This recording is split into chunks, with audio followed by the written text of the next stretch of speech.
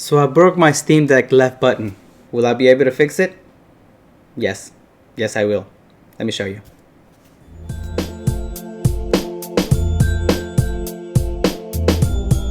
Alright, well, quick story time. I was at a shopping center with my family. I had my kids with me, and I wanted to give my little one a little bit of a fun time, so I let him borrow my Steam Deck. Big mistake. So he was on top of the shopping cart. This is actually the last picture that I took before it was in good condition, so to speak.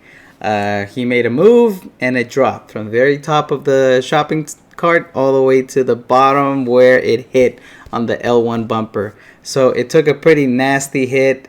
And I actually managed to open it up and get a picture of it. As you can see, it's pretty mangled in there.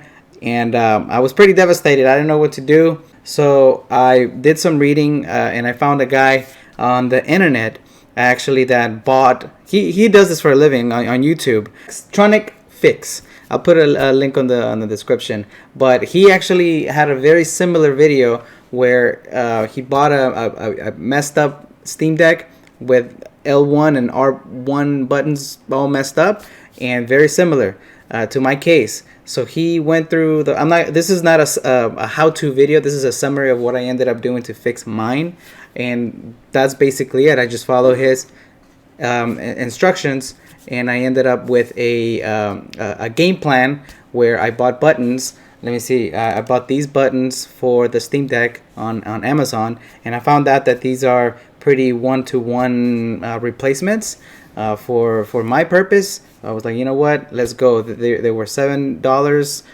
for what, 5 of them. I only needed one, and I thought, okay, let me fix it. I had some soldering skills myself, but at the end of the day, I ended up calling a bunch of places where they could possibly do the soldering. So one of one of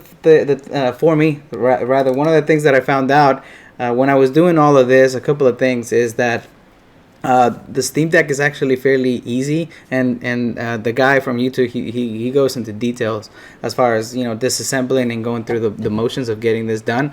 But it was fairly easy to disassemble, just, you know, some screws, and you have access to the daughter board. So the daughter board is right here.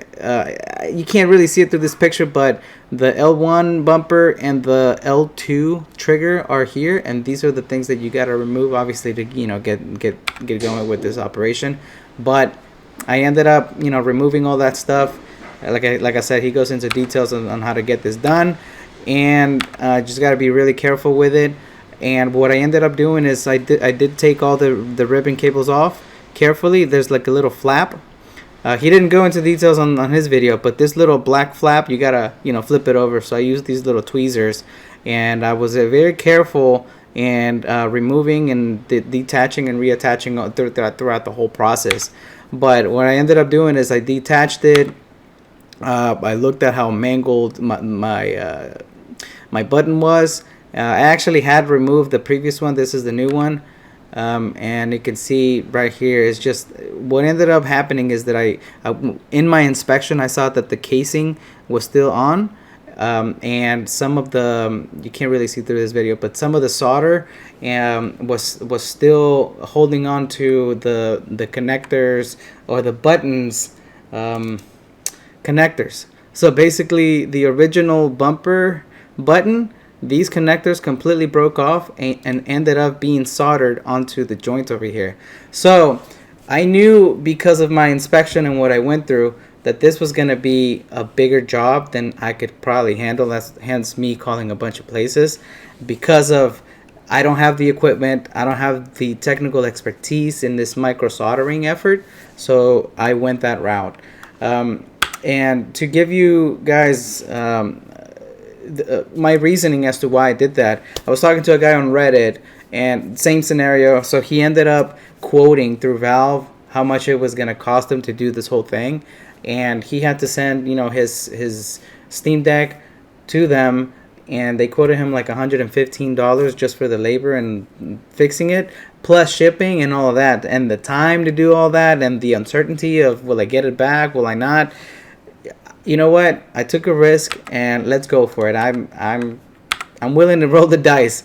So This is a really bad picture of the button next to the really mangled one. And like I said, it looked like a pretty good one-to-one replacement. And this is after I came back from the shop. So I went to a cell phone repair spot. I called them and I said, "You guys do micro soldering?" Yeah. I did it through Yelp actually initially. Yelp found this place, and we were communicating through email, but they were quoting me like $75 through email. But when I called them and I got there personally, they said, "Yeah, we'll do it for $30." I'm like, you know what?